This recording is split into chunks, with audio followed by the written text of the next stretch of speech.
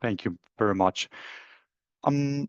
We'll start from the very beginning, and firstly, I would like to give a short introduction of myself and the initiative of Alteryx user groups that we have today.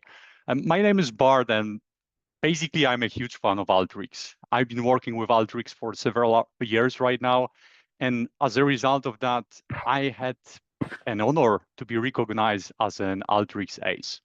Alteryx Ace is a title given by Alteryx to the top contributors around all Alteryx users around the world. There is about 70 people with this title right now. I also had a pleasure to co-found a company, DataPal. We are official Alteryx partners, and on daily basis, we help to spread the good knowledge about Alteryx and enable people when it comes to Alteryx training. When it comes to this initiative, which we have right now, we set up this Alteryx user group meeting together with Emil, Sebastian, and Jakub. And for last almost 4 years, we meet together with Alteryx enthusiasts and Alteryx fans to share the best practices, to share the best use cases, very interesting one, and mainly to share the knowledge between us and to create the network opportunity. So far, we had 15 meetings like that with different speakers from different sectors, different areas. In last months, we really jumped into tax area. And today, as a result of that, we had a pleasure to have Zuzana with us, a real expert when it comes to Alteryx, finance, and taxes. Zuzana works at Dell, and today she will present a really interesting use case when it comes to year-over-year GL account comparison. Maybe I don't want to take more of your time right now. We could just go to the presentation shared by Zuzana, and then we'll have a short Q&A session after that. So Zuzana, please feel free to share your screen right now. Yeah, hi all. Thank you, Bart, for a brief introduction. So let me share my screen.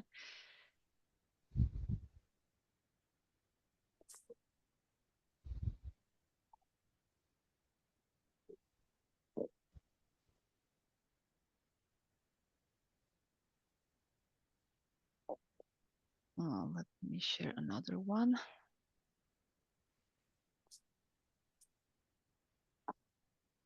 Yes, so I need to add that yeah, I'm before joining Dell, I was fully on a job on accounting or tax job positions, but currently I'm part of a tax automation team in Dell Technologies, and this was the first time when I have met with Alteryx. I had never heard about Alteryx before, and currently I can say that Alteryx is one of my hobby. And during this period, I had a chance to work on many tax-related projects, and today I'd like to present one of them. So I hope you can see my screen, and I will, yeah, fine. So let me start with the aim or a description of the this Alteryx solution. At the very beginning of the Alteryx automation process was a requirement from tax stakeholders to have some report that will compare the data between two sources. And in addition to compare the data also between 2 years. So when speaking about the two sources, the one source is Power BI, so data exported from a Power BI dashboard in a table form, and the second source is a Corptex or data from Corptex in a form of a book-to-tax report. So I had to work with the tax forms where the schema is very strict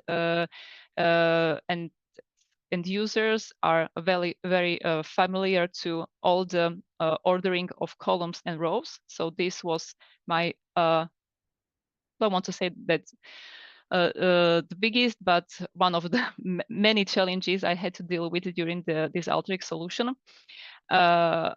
Before or without Alteryx solution, this process would be purely manual with high risk of hiccups or manual or errors due to manual work. So currently, when the Alteryx workflow is placed onto Alteryx servers, so anybody can use this workflow with no need to have some Alteryx license. Let me present this as is flow. So this is a file-based solution. I was speaking that there is a Power BI and Corp tags in case that you have the connector, fine, but you can definitely utilize or leverage this functionality. But currently, I will speak about Excel files, how to manage many files and so on. So in this project, I need to work with the 6 input files, which are split in 2 groups of input files. The first is the configuration, is a group of configuration files, which are mandatory for correct processing. It means that this line description is necessary to have for correct mapping of line description to have the still same naming in all the sources. And directory tool, I will speak more later. So this directory file contains only information about directory path, nothing else. I will present. And this is the list of users files. So it means that production data are included in all these files. Book to tax report is exported based on the fiscal year. So either current fiscal year or a prior fiscal year. Power BI tables are split into tables or reports based on the pages, because these Power BI tables contains data that are the base for US tax form 1120. Page 6 equals balance sheet, and page 1 equals P&L accounts. So tax form 1120 is again something that have a very strict form, and I need to cover this ordering again in Alteryx solutioning. So when all the input files are saved in some shared location, then user just needs to put information about directory path in this directory Excel file, and there are no any other additional user questions on the Alteryx gallery. This is the snip for from user interface on the gallery. Just note, then user can hit the run button.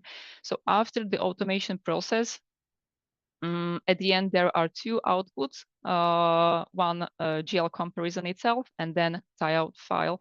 So this is also a comparison of time saving.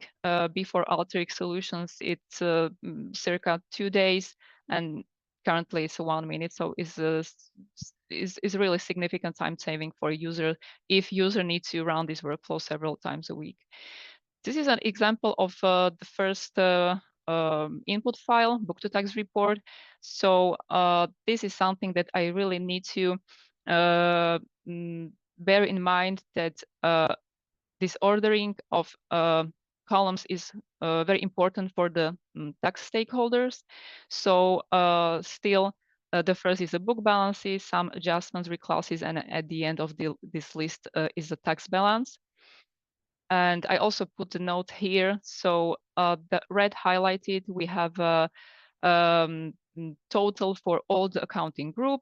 Then there is a subtotal or total for a corp tax account, highlighted in black, and in the green, there are GL accounts. Every GL account is a part of some corp tax account. So this is a very specific structure. Again, also rows are need to preserve this ordering. Another input file is a Power BI report. This is a very simple table containing data for both fiscal years, only split for page 1, page 6, but the format is still the same. At the end, this is the output from the Alteryx. So this is something that really try to mimic the layout coming from the book to tax report. So coloring, I try to preserve the same. And this list of first 6 columns is still the same. And then there are 6 columns or sections split still in 3 columns. There is a rule or logic within the Alteryx workflow that first column is still for the current fiscal year, the second column is for prior year, and then is a year-over-year comparison. I had to make this column ordering dynamic because fiscal year keeps changing. So, for example, this is the snip from the previous year, and this is for the current year. Yeah, the first column is 25, and then 24. So I need to make some rule when the naming will be very dynamic. So during the whole workflow, I work with the variables instead of hard-coded text. And the last output file, there is a tieout. Tieout is also part of Excel sheet. So together there are 3 worksheets within the Excel file. Tieout split based on the fiscal year and a GL comparison. But I also had to make some something that will very fasten the way of identification of discrepancies. So I'm using here, this is a snip from the gallery, when the user is informed about any variances within the output just on the server. So there is no need to go inside the Excel file and browse all the thousands of lines. Just he or she is informed about the variances just on the server. Let me now go more into the technical part. I'm sharing the Alteryx desktop currently, and I'd like to go through the whole end-to-end process, but I like to highlight some of the very interesting parts of the process. So don't want to go over all the steps because this is a very complex type of workflow. So this is this directory tool. There is only one input, and there is information, this directory path, where the files are saved. Yes, finishing with fiscal year 25. Then I've got the sequence of macros that help me to retrieve the data from all the inputs. The first is a macro that retrieves only the list of files, and then macros that retrieves the data from each and every input file. So when I have all the data extracted from the inputs, there are another macro.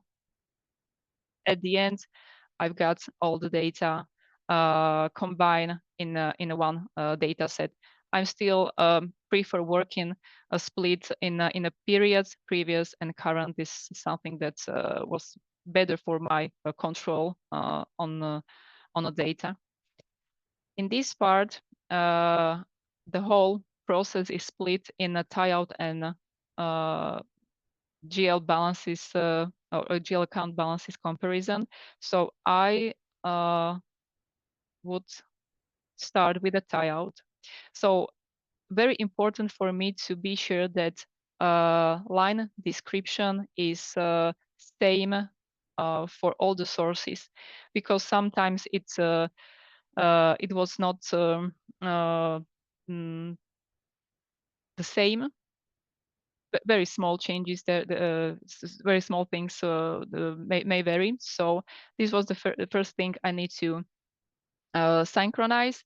And then again, I'm using the macro. At the end of this macro, I've got the several maybe type of differences I can meet with. And here is the list of nodes. So if I have data only Power BI or book to tax report, or I've got account in all the periods, but amount is different, different line description or rounding or ties, but there was also the situation when only the signage plus minus was different. So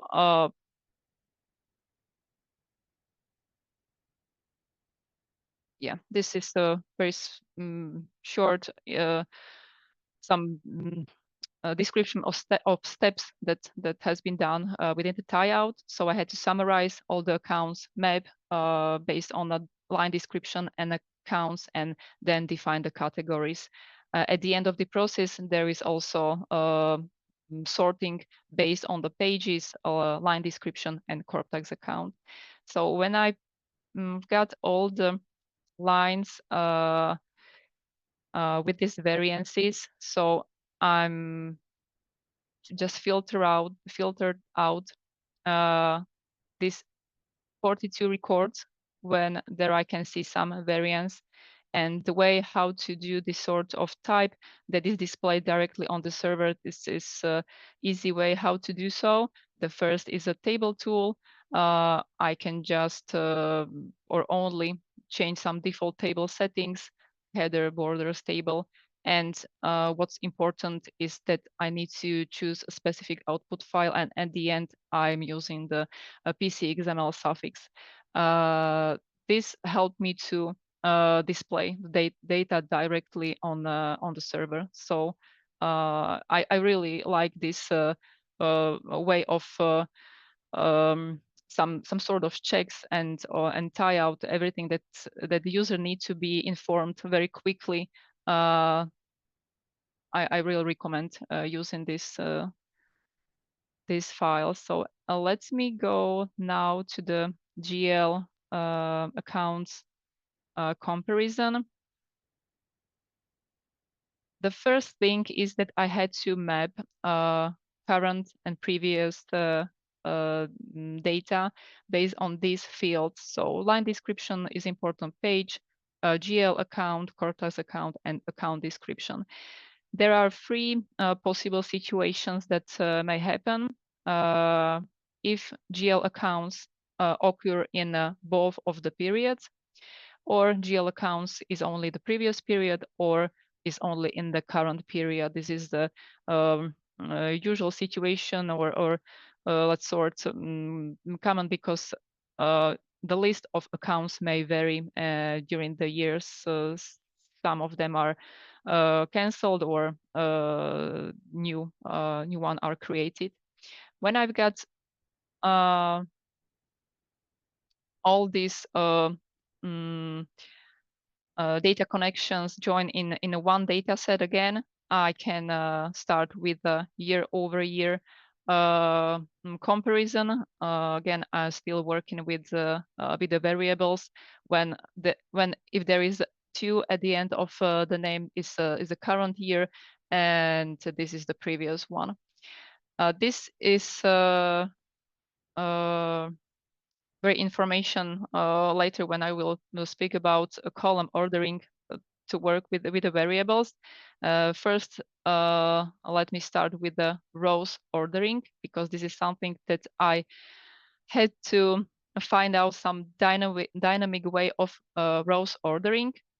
As first, I had to identify or define the priority of some of the columns. It was the most tricky part of the whole solution. And I found that I need to define line and description as a first priority, then corp tax account is a second, and these are the tile tools. that helped me to define the ordering. And the third tile is based on the corp tags account together with the GL account. So first, I still need to sort, and then I put the tile tools. So at the end, need to sort based on these tiles together with the page and Cortex account fields. And this is exactly what I had to have in my workflow because exactly I wanted to have at the top of each accounting group is a total. Then there is a total for Cortex account, and then this total is followed by each and every GL account. I'm displaying this data, but I still work with the mockup data, so it's not real production data. And together with the rows ordering, I had to order also columns furthermore. So this is these are my variables. When I put the prior at the name of the headers and current. So this container with all these tools helped me to define as first the naming and at the second the order of the columns. After end of this sequence of many tools, I've got exactly what I wanted to have. The first is there is only one row, only with the header, and the header is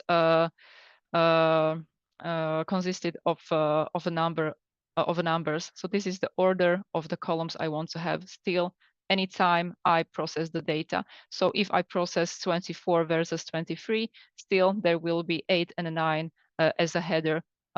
Information about the header is currently as a first row. Let me zoom in. So there is there are the steps for the whole logic.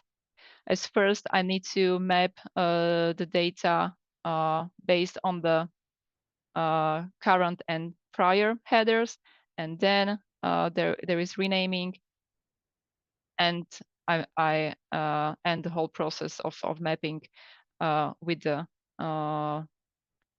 expected header. But I still leave the header on the first row and not to rename the whole data set on all the records because I want to give this data some layout. This is done with this macro. At the end of this macro, I've got everything in a shape I wanted to have. I'd like to go maybe more in detail to show how to prepare this sort of reporting. The part of this batch macro is also, oh no, this is the standard macro, I'm sorry. So this is part the iterative macro, which helps me to create the same layout for every section. So as first, I'm creating the layout only for a book balance, and we have 6 sections. So every section needs to go through this iteration. So when I go at the end of this workflow, I've got merge header joined together with the header and a data set.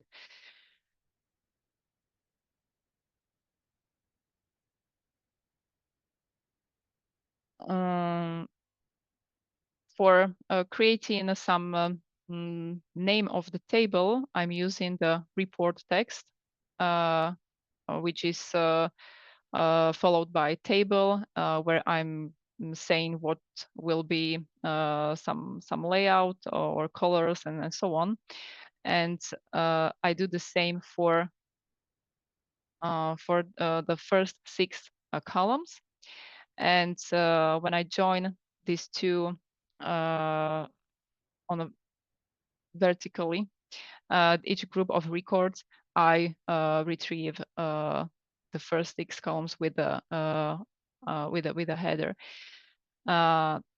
This is the iterative macro that helped me to retrieve these 6 columns split based on the fiscal years. And again, I need to transform all these layouts into a horizontal level. So then a layout tool can process each individual record. And at the end, I've got book balances not in a column, but at one row for all the columns or section. And then when everything is with the defined layout, I'm using join multiple tool because I want to join data by record position to be sure that all these columns are not empty. And the last layout tool is that each individual record is with the layout configuration set as horizontal orientation. This is the way how I put everything. You can see some disbalance between these two tables. This is okay because when I count, I can see the same number of records. It should be 10 here as well as in this part, but at the end of the process or in an Excel file, you will see that all the records or rows are mapped together. So again, I need to join tie-out worksheets which are split or grouped by fiscal year.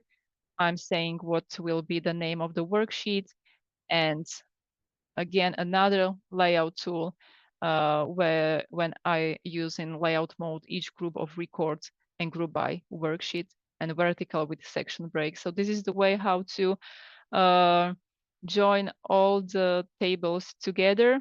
And at the end, I'm replacing the entire path with the defined file name with the formula, because I want to have a date still as a part of the output. I prefer using custom size, so to be sure that the columns will not be too narrow or too wide. So this is something I need to still play with. What would best the most, but then we have output like this when all the narrows all the columns are narrows properly. So this would be everything from my side. So if you have any questions, feel free to ask. Maybe I can come back to some steps if you're interested. Thank you very much, Zuzana. So first of all, I would like to say a big thank you to you. It was really interesting presentation, and I'm just amazed that you, as tax professional, started to use Alteryx in Dell in the last few years, and you were able to get that much out of Alteryx, that much expertise. And you are not from IT world, I would say. You are more from finance and tax world. So this is really amazing that you upskilled yourself in such a direction. And one comment from my side, I really like the way that it doesn't need to be like reviewed, this Excel file that you have, those 1,000 lines doesn't need to manually be reviewed right now. Right now, it's just simply a few lines that are trends and patterns. And this is all like Alteryx could do for all other people. So thank you very much. I see Jess raised hand. So please feel free to ask the question. Yeah, I was just curious what method you use to get the data out of Power BI, because I'm currently having a project where I'm struggling to do that. Thank you. How to retrieve the data from Power BI? If I understand correctly, this data are still exported as a table from the Power BI dashboard that sits on the server. But if you have the Power BI connector, you can, I believe, you can use this method of extracting the data. But this is just the table exported from the server. Okay. Yeah, I wasn't aware of a Power BI connector in Alteryx, so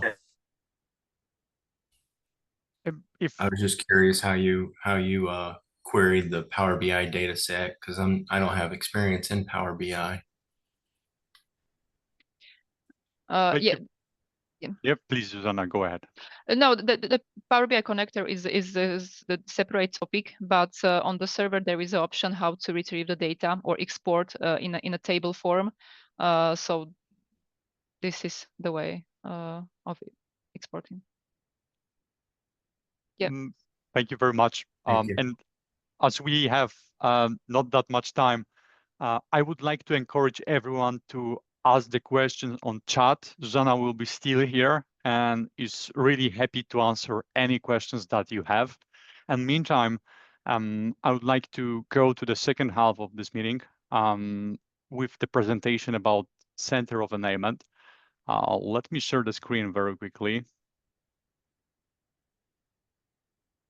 I hope you will see that in a second.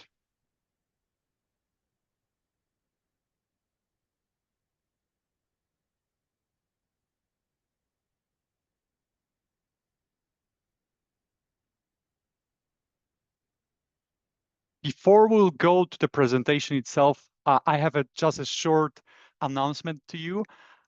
If you enjoyed the session from Zuzana about tax use cases, I think you will love it as well. Together with Joshua and Emil, we have a similar tax use cases, maybe not the same, but as well related to the tax area, especially when it comes to VAT reporting, FX rates, invoicing, or data reconciliation. I just wanted to let you know that this webinar will take place 2 weeks from now. So if you would like to be a part of this, you can just simply scan the QR code. We'll send as well the registration link to this event later today. And right now, I would like to take a stage together with Emil to talk about building a center of enablement when it comes to Alteryx.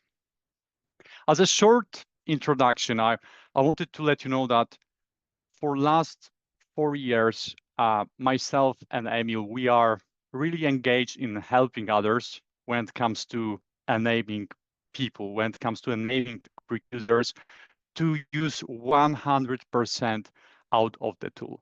As a result of this, we prepared that presentation because we want to share some observations and some advice, which would allow you to build workflows like Zuzana just shared. When it comes to the main topic, it is all about building a center of enablement, although today we'll talk about 3 things. The first one, of course, center of enablement. The second one would be how to enable people to use Alteryx effectively. So how to get the return on the investment when it comes to Alteryx licenses, Alteryx investment. And in the end, we would like to focus on community building within the organization itself. Before I will present you any concrete information, when I was preparing this presentation, I was thinking that probably some of you have a different understanding of center of enablement. Like someone can think about center of enablement in this way, and other person can think about the center of enablement in other way. So I want to set the expectations, and when it comes to the mutual understanding, I would like to create Wikipedia page for Center of Enablement. So from my understanding as a definition, I would call that a Center of Enablement is a structured approach to develop in-house expertise. And it is all about the collaboration, all about the best practices, and working together to achieve more. In the end, why organizations are doing that? I believe the answer is really simple. They just want to drive more return on the investment when it comes to investing in the software, investing into processes or projects. They want to don't lose any potential, for instance, of Alteryx in the end. And when it comes to the definition itself, I have some real results, concrete data that I would like to share with you. Myself and Emil, we had a chance to talk about this topic several times already. We had a few presentations for different audience, and especially last year, we have been able to get some survey conducted among Alteryx users. We're attending Tech Talk conference in Germany, where we had a chance to talk with 40 Alteryx users, and we asked them a questions. How do you think, what comes to your mind when you think about Center of Excellence and Center of Enablement? So COE, I would say, those two things are overlapping a little each other. So as you can see, 50%, sorry for that, answered that when we talk about COE, this is all about expertise. Then we have 12 people who are thinking about best practices. And the last one, the last bucket was about the collaboration.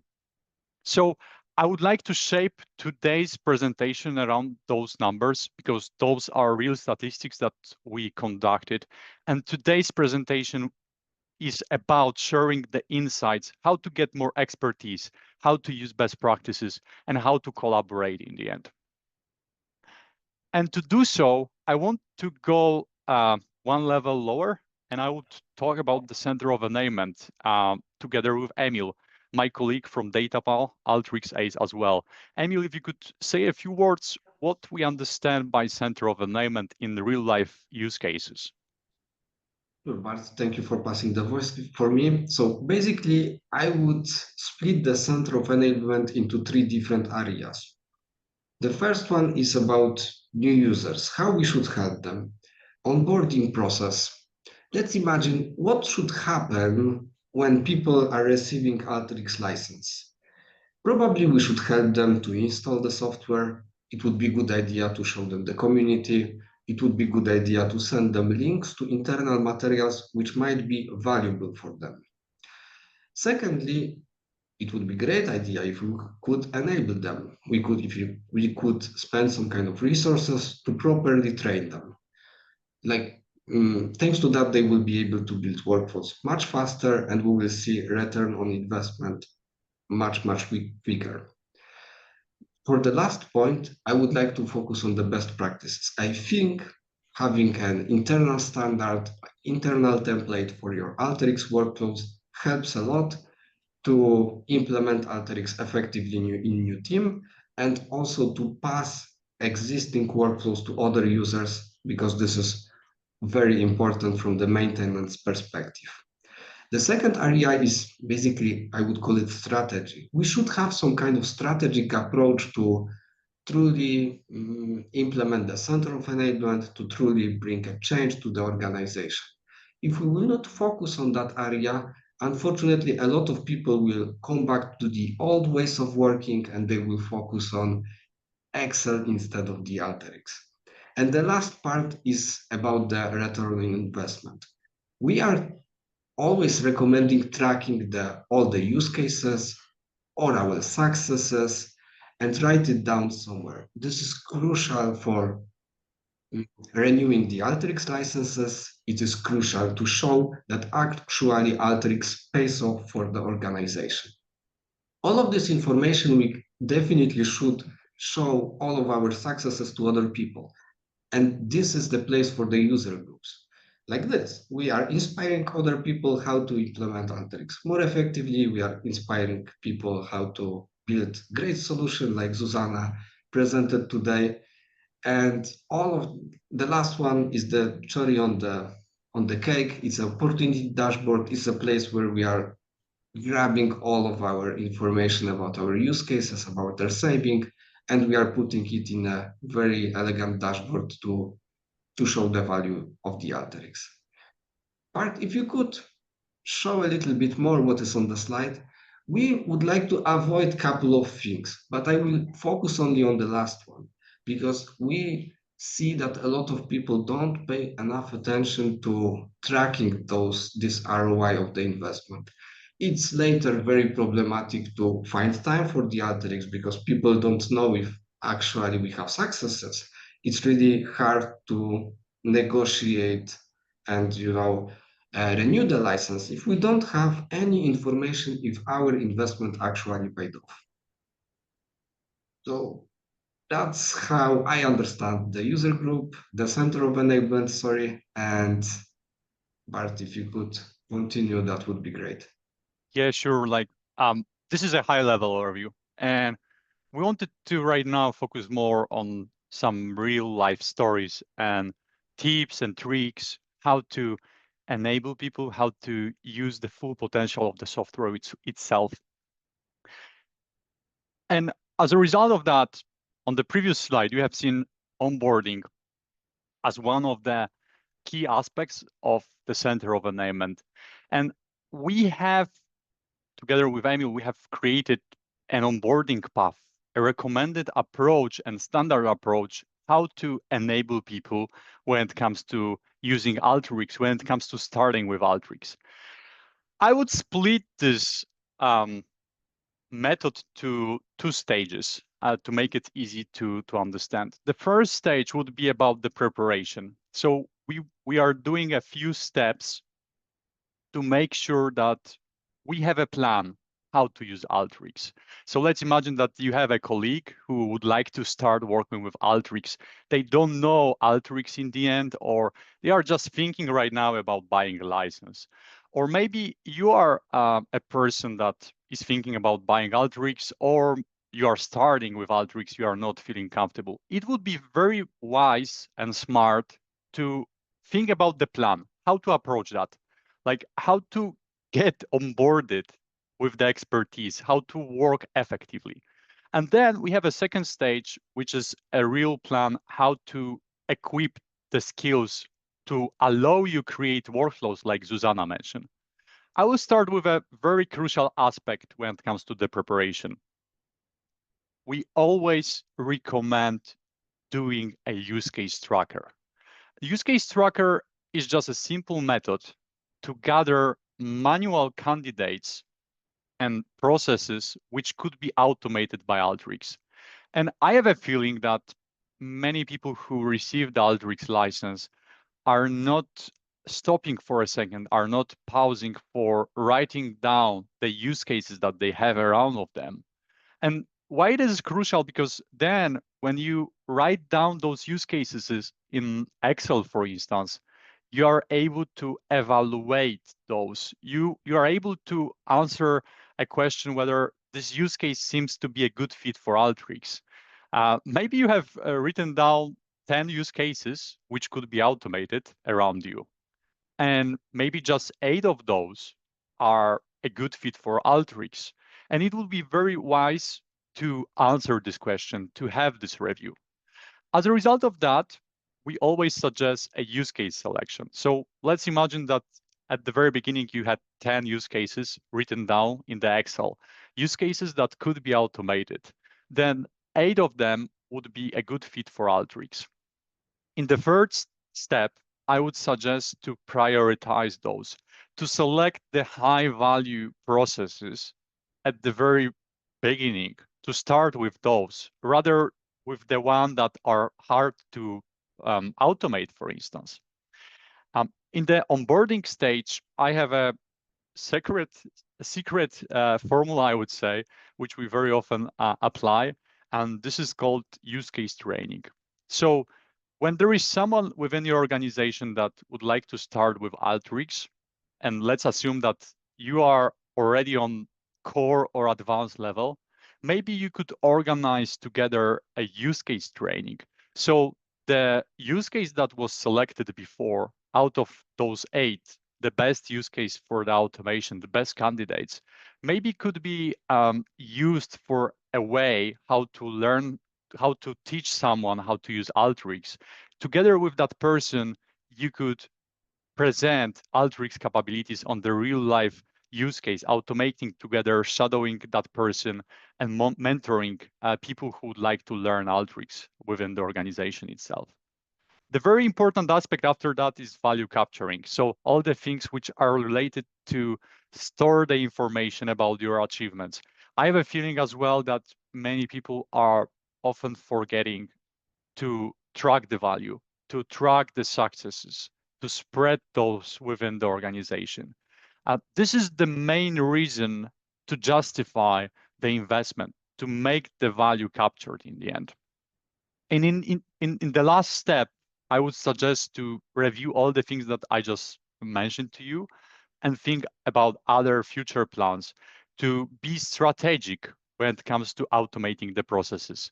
Not only think about like a short-term solution just to automate whatever you have nearby you. Let's think about that in a standardized way to be enabled and enable other people within your organization.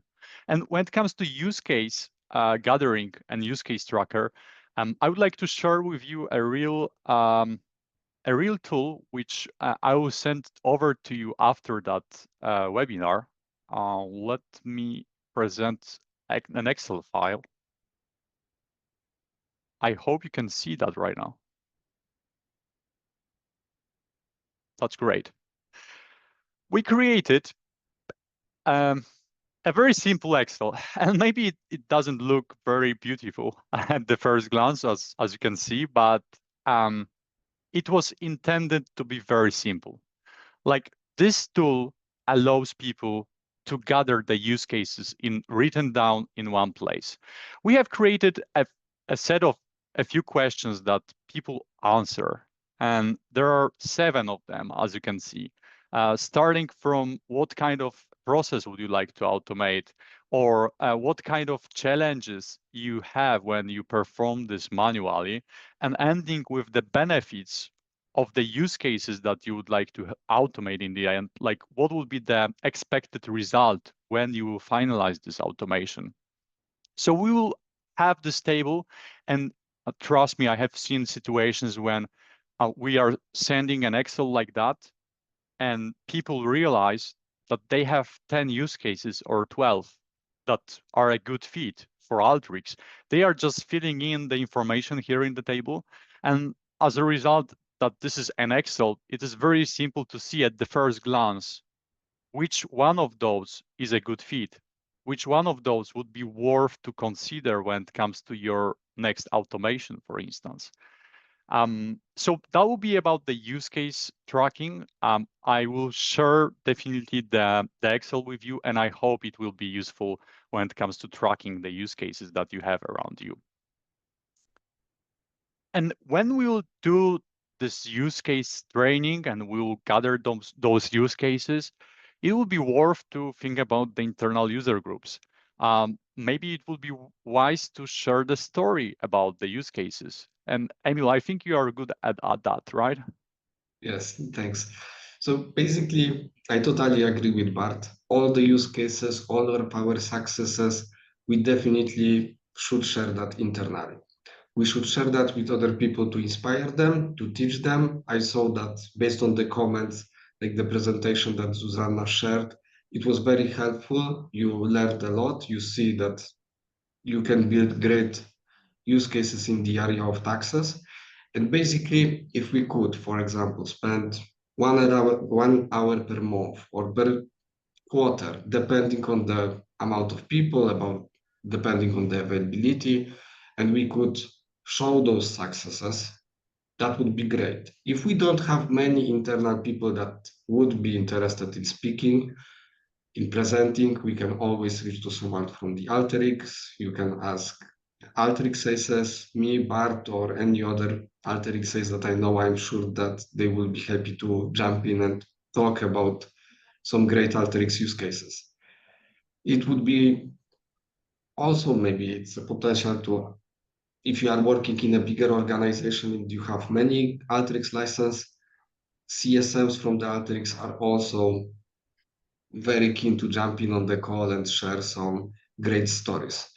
Basically, there are a lot of benefits, but sharing the knowledge, showing Alteryx capabilities, showing what is possible, inspire people, things like that truly helps to adopt Alteryx effectively, especially in the areas where we can steal some of the ideas. So for example, if we automated a reconciliation process for the invoices in one country, if we are part of the bigger organization, it's very likely that other people can learn from our experience and recreate our success. So I strongly recommend having an internal user group. It's actually a lot of work because we need to spend time on marketing, we need to find speakers, we need to invest time into it, but it truly pays off. People really participate, people learn from each other, and this is a great opportunity basically to share our successes internally. Thank you, Emil. And I would like to add that it takes time to organize user groups, to train people internally. And we see situations that people are very often doing that as a side hustle job, I would say, as something additional, and it is not always a priority.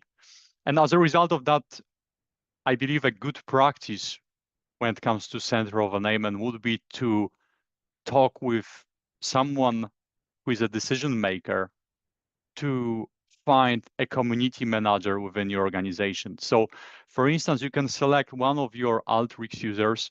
Like if you have more than 10 Alteryx users, I believe it would be really wise to select one person who will be assigned as a community manager.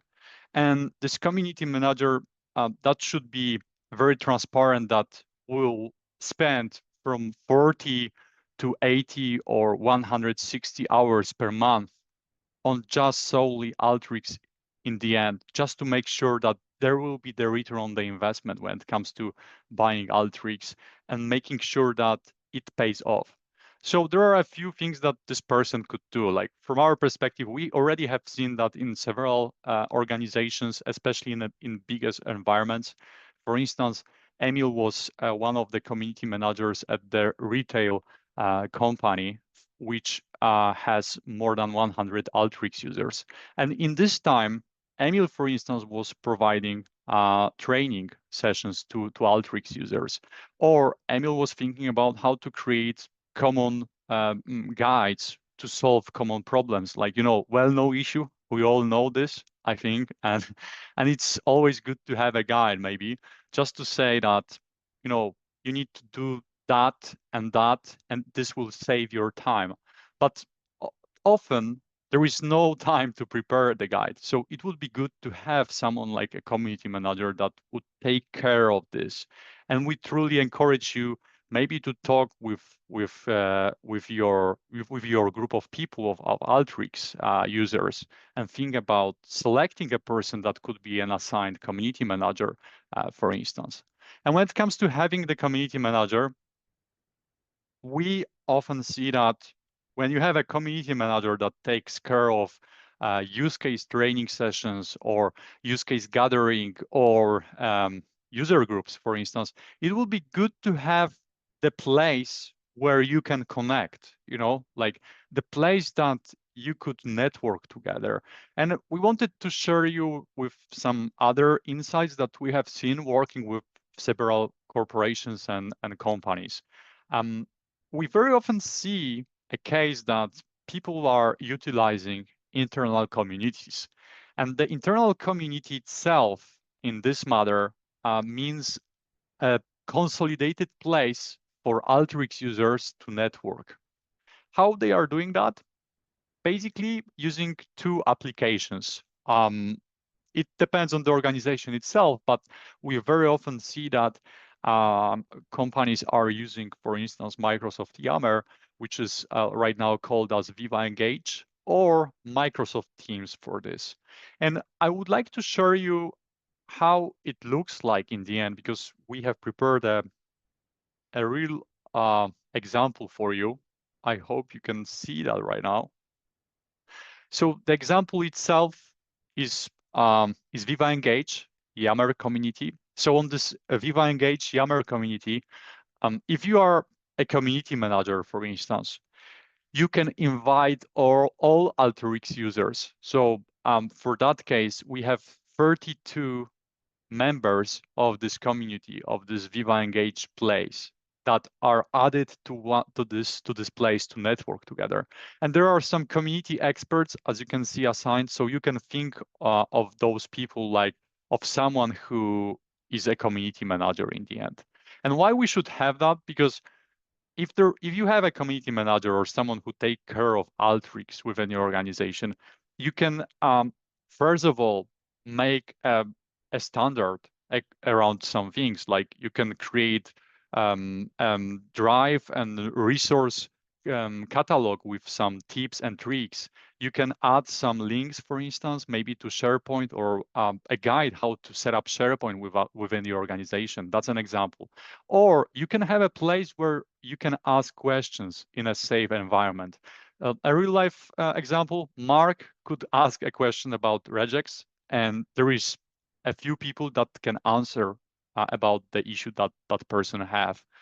They can spread the knowledge. Moreover, we have seen a lot of situations when people are passing certifications, your team members, your colleagues from the same company, but you don't even have a chance to know about that. Maybe you have seen something on LinkedIn because people are publishing that on LinkedIn, but not everyone is using LinkedIn. So in the end, the place like that maybe would be a good way to promote the success of you. Like, for instance, Emil just passed core certification. I'm just kidding, but a lot of people commented that this is great, and it can motivate people. It can present a story behind that, just to ensure that people are upskilling each other. And last but not least, because I see that we don't have that much time, that will be a way how we can share standards, or maybe you can share some best practices, how to approach some issues. Last example, how to organize change logs within Alteryx. Like if someone already have done this and have some approach when it comes to that, maybe that will be a way how to spread that within the organization. So that will be all about the community real life example. I think we are over the time itself. So just 3 conclusions right now when it comes to our presentation. Emil, I think you can start in a second. I'll just come back to the presentation. Sure, thank you. So we don't see a presentation, but there are 3 points that Bart mentioned. The first of them, which is super important, is to help the new users. Like if we have new Alteryx users, we need to help them build their first use case, because this is the, let's say, a crucial point on their Alteryx journey. Without that, they will not be able to truly benefit from this tool. Secondly, we should strongly invest in the community, like user groups. They are really beneficial, showing our successes, inviting people to present their successes. This has really a very positive influence on other users. They, especially if we are working on, in the big corporation, people are sitting far away from each other, or maybe people are working from home, or we have team members in different areas of world. Things like that definitely allow people to be more effective and to collaborate with other people in other areas to build even more value to the organization. And think long term, like have a maybe strategic plan, strategic view, what could happen in 3, 6, 12 months from now on, thanks to the community. Like maybe we can train more users, maybe we can encourage them to become certified. Like community is a great place to allow people to achieve more with the Alteryx, but a community manager that have a plan, that know how to actually do that helps a lot. And Bart, would you like to add something to those takeaways?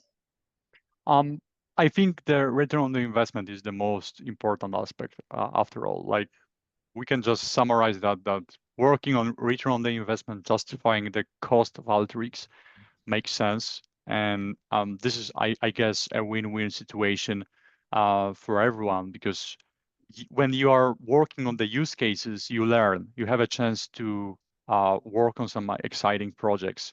And for the company itself, it is really a win situation as well, because you're able to automate more. You're able to get some results like Zuzana just shared. So that will be just a short comment from my side. And I see that we are after the time itself. So I would like to say big thank you for having time for us today. We will publish the recording on the YouTube itself. And meantime, I would like to let you know that there is a QR code, and in this QR code there are recordings to all the meetings like that we had in the past, in last years. Moreover, there is a link to our webinar included in this QR code. So if you would like to join our webinar, you can scan the QR code, and you can as well use the link which I just shared on the Zoom chat. I believe it will be very interesting when it comes to VAT, invoicing, FX rates, and data reconciliation. Meantime, if you have any questions, I'll be here with Emil for 3 more minutes. I'm more than happy to answer any questions you may have. Thank you for joining. It was a pleasure to share. And if you have any questions, please feel free to ask. I am doing my best to answer the questions on the chat, but please feel free to unmute yourself and